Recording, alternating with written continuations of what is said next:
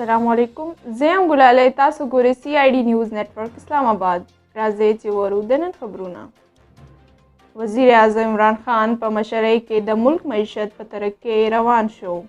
مصور شاه بادشاه د تفصیلاتو مطابق د PTI ضلع مردان مشرانو مصور شاه بادشاه ارشد خان او لیاقت حسین په خپل بیان کې وینا کړې ده چې پاکستان ډوب شوی معیشت د وزیر اعظم عمران خان په مشرۍ کې په ترقۍ روان شو.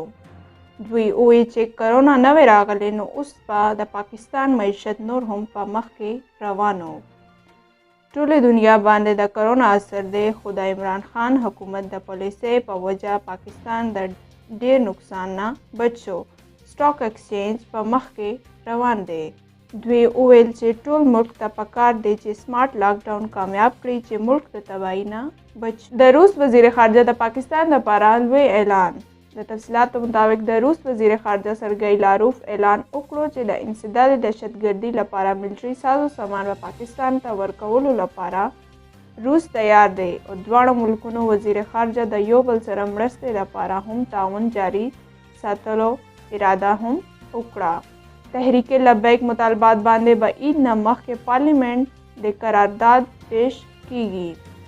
د تفصیلاتو مطابق د وزیر اعظم عمران خان زیر صدارت یو اجلاس وشو چې پکې د تحریک لبیک مطالبات باندې خبرې اترې وشوې او دا فیصله یې وکړه چې د عید نه مخکې به یو قرارداد پارلیمنت کې پیش کیږي. په دې اجلاس کې وفاقي وزیران شاه محمود قریشي، شیخ رشید، پیر نورالحق قادری او نورو هم حصہ واغشته. وزیر اعظم عمران خان د روسي صدر پیوټن ته د پاکستان د راتلو دعوت ورکړو.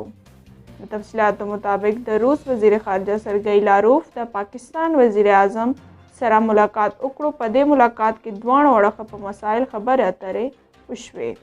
په دې موقع وزیر اعظم عمران خان روس صدر ته هم د پاکستان ته راتلو دعوت ورکړو. لاهور های کورټ په رمضان کې چینی 80 روپے فی کلو خرڅولو حکم ورکړو.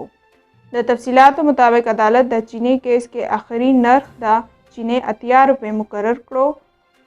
رمضان کې 1,55,000 ټن چینی فراهمي یقیني جوړولو حکم ورکړو. همدې سره د پښتو خبرونه سرته ورسېدل. نور خبرونو لپاره ګورئ CID نیوز نیټورک اسلام آباد. ګرانو پښتنو خپله پښتو ژبه وړاندې کې او زموږ چینل سبسکرایب کې، لایک کې، شیر کې او موږ په فیسبوک باندې هم فالو کې. د ځان خیال ساتئ او د نورو هم. الله پامان. You are watching CID News Network Islamabad.